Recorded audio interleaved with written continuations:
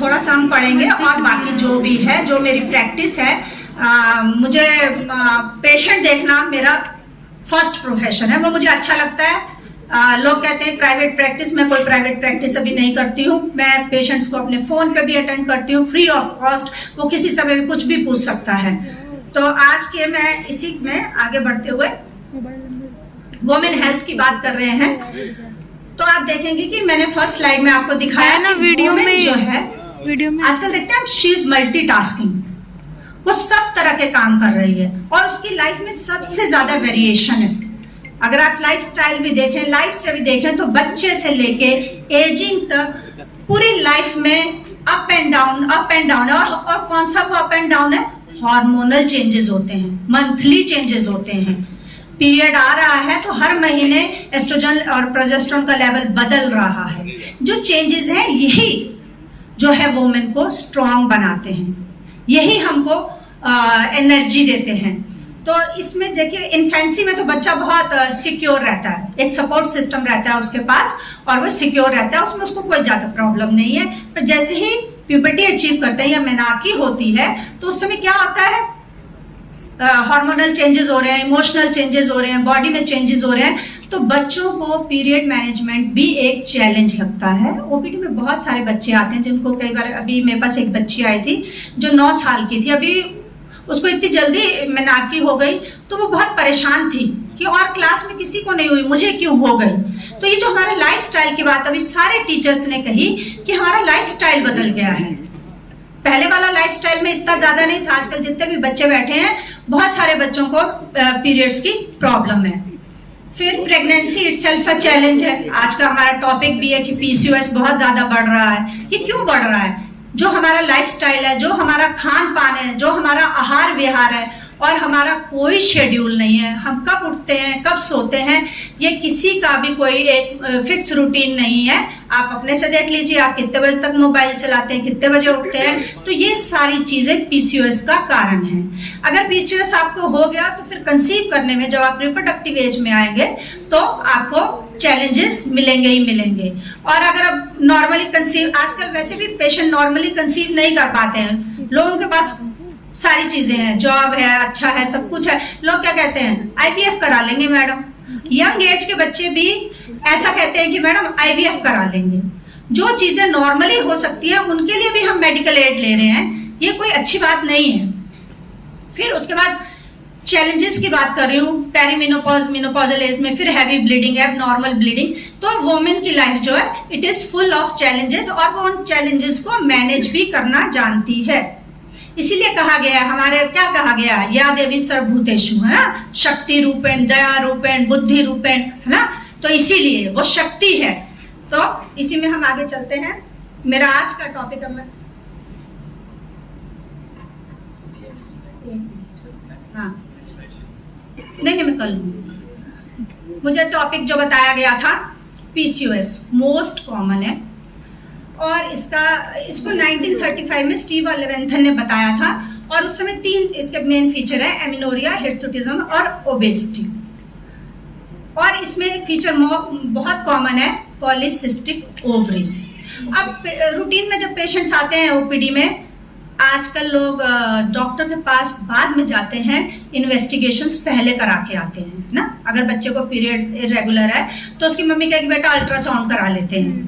Ultrasound कराया, उसमें आ गया लार्ज पॉलीसिस्टिक ओवरीज। अभी उसको मेनार्की हुई है, अगर ये फीचर मिल रहा है तो इतना घबराने की बात नहीं है ना। एचपीओ एक्सिस को थोड़ा समय लगता है नॉर्मल होने में, 2-3 साल लगते हैं। उसके बाद ये सारी चीजें अपने आप रिजॉल्व हो जाती हैं। ऐसा क्यों हो रहा है? एक तो हो सकता है आपकी फैमिली हिस्ट्री हो, जेनेटिक्स की वजह से, या लाइफस्टाइल आपका ठीक नहीं है। तो वो क्या कर रहा है कि जेनेटिक्स चेंजेस हो रहे हैं बॉडी में। जो हमारी, अगर आप ओबेस हैं तो हमारी बॉडी में हार्मोनल डिस्टरबेंस हो रहा है, जिसकी वजह से पीसीओएस में कौन सा हार्मोन बढ़ रहा है? मेल हार्मोन, ना, टेस्टोस्टेरोन लेवल बढ़ रहा है, और female hormone estrogen, progesterone suppress हैं। तो इसमें आपको क्लिनिकल पिक्चर क्या मिलेगी? हिर्सुटिज्म। ये थोड़ा लेट में मिलेगी, एकदम से नहीं मिल जाएगी। या एक्ने, ये तो कॉमन है। रिप्रोडक्टिव में भी मेंस्ट्रुअल इरेगुलरिटीज। अगर आपने अपनी लाइफस्टाइल को नहीं बदलोगे तो लेटर ऑन फिर डायबिटीज या कार्डियोवास्कुलर रिस्क इनके चीजें बढ़ जाएंगी। और फिर ये सारी चीजें क्या करती हैं, हमारे साइको सोशल इमेज को भी, या हमको बहुत ज्यादा एंजाइटी हो जाती है कि हमको ऐसा क्यों हो रहा है। इसके लिए एक इंसिडेंस जो है ये दिन प्रतिदिन बढ़ ही रहे हैं। इस समय अगर इंडिया में भी देखा जाए तो मोर देन 20% वुमेन्स पीसीओएस से ग्रसित है। अगर यही वुमेन्स अगर टाइमली इनका मैनेजमेंट नहीं होता है तो फिर इनफर्टिलिटी की तरफ बढ़ रहे हैं। हमारा लाइफस्टाइल भी इसके लिए रिस्पॉन्सिबल है। एक मिनट,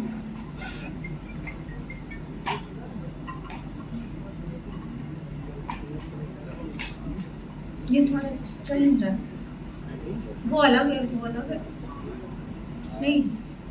अच्छा अच्छा ठीक। पीसीओडी डायग्नोस्टिक के लिए दो क्राइटेरिया हैं। प्रेजेंस ऑफ इन 3 फीचर्स में से 2 का होना जरूरी है। माइक दे दो फिर। इन 3 में से 2 का होना जरूरी है। एक तो पीरियड्स, मैंने बताया कि एमिनोरिया या ओलिगोमेनोरिया हो सकता है। इनफर्टिलिटी में क्या होगा कि ओवुलेशन नहीं होगा।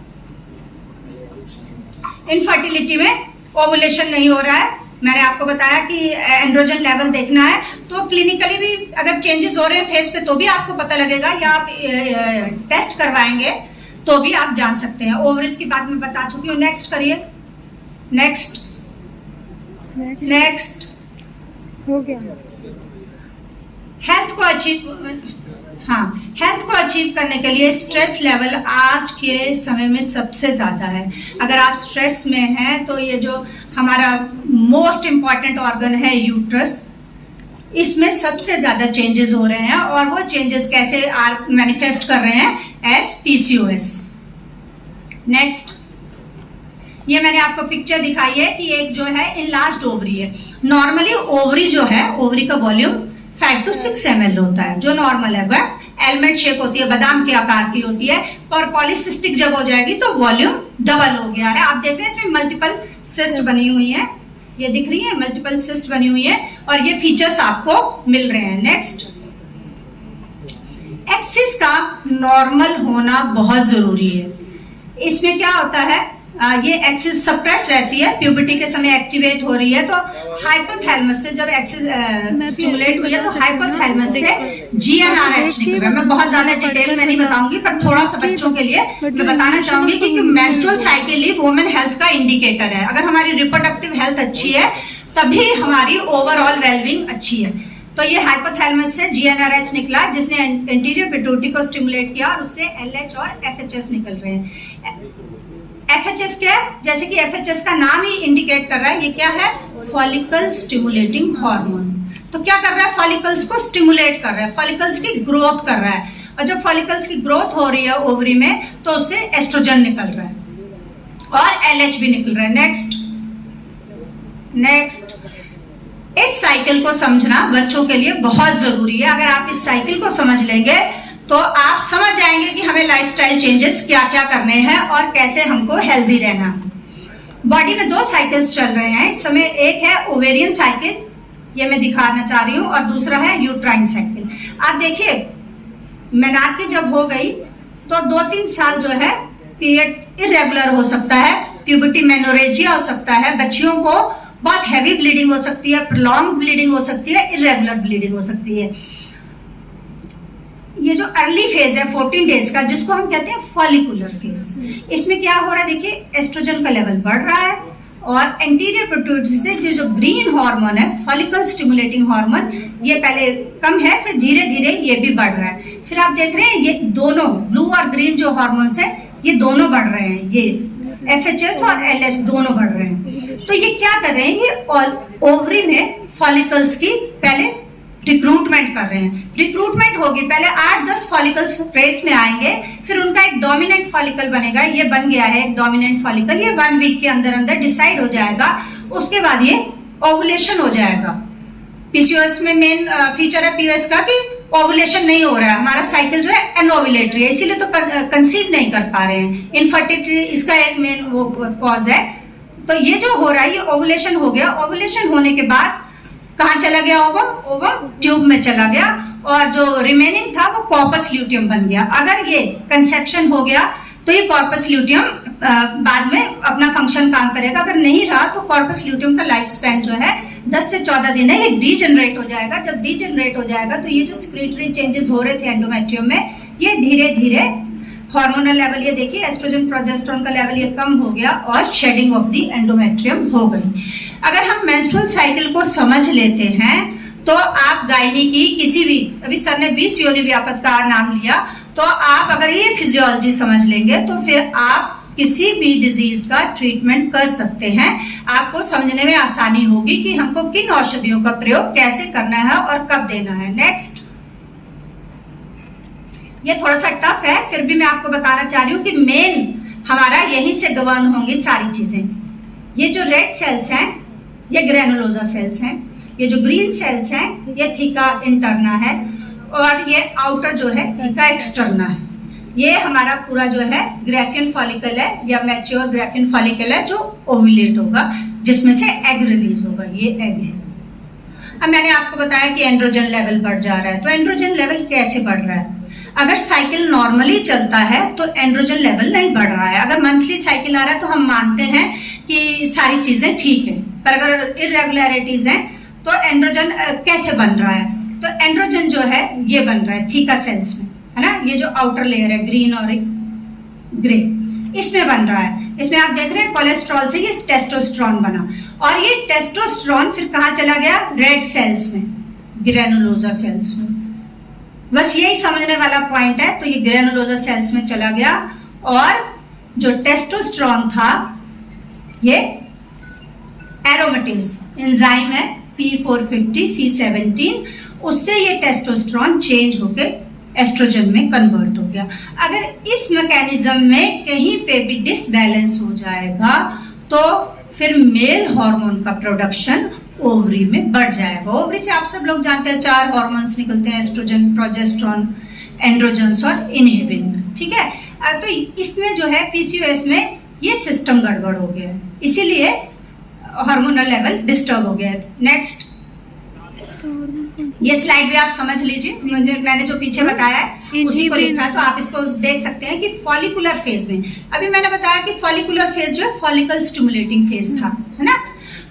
और अगर इसमें एलएच का पहले से ही इनहांसमेंट हो गया, एलिवेशन हो गया, तो फिर थीका सेल से एंड्रोजन प्रोड्यूस होगा और फिर अगर वो एरोमेटेक, ये तो हो गया एंड्रोजन डिफ्यूज हो गया, आपको अभी मैं बता चुकी हूँ, तो ये ऐसे हो जाएगा। इधर भी ल्यूटियन साइकिल में भी यही हो रहा है। नेक्स्ट, अब जो एस्ट्रोजन बॉडी में आया, ये बच्चों के लिए ही है खासकर कि उनको ये साइकिल अगर समझ लेंगे।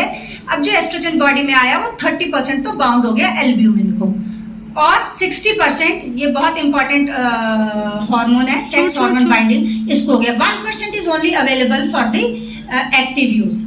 एस्ट्रोजन जो है क्विकली फिर इनएक्टिवेट हो जाएगा, बॉडी में जाके लिवर में चला जाएगा, ग्लूकुरोनिक एसिड से मिल जाएगा, कॉन्जुगेट हो जाएगा, कुछ बाइल में एक्सक्रीट हो जाएगा, कुछ यूरिन में, और जो बाइल में जाएगा वो फिर से माइक्रो ऑर्गेनिज्म से रीअब्जॉर्ब होकर एक्टिव हार्मोन की तरह काम करेगा।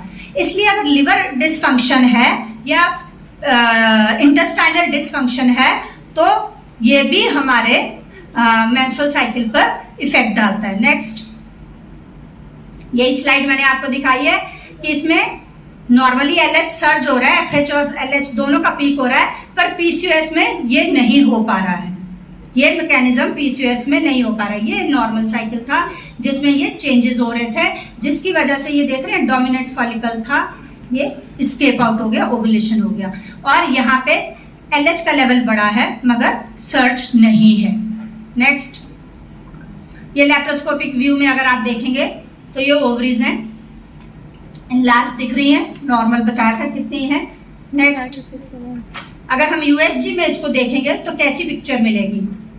तो नेकलेस अपीयरेंस मिलेगी, है ना, मोतियों की माला जैसी। कैसी पिक्चर आ रही है ये ना? बहुत सारे फॉलिकल्स हैं, मोर देन 12 इन नंबर है, और उनका साइज जो है 2 to 9 मिलीमीटर का है और वो ऐसे पड़े हैं।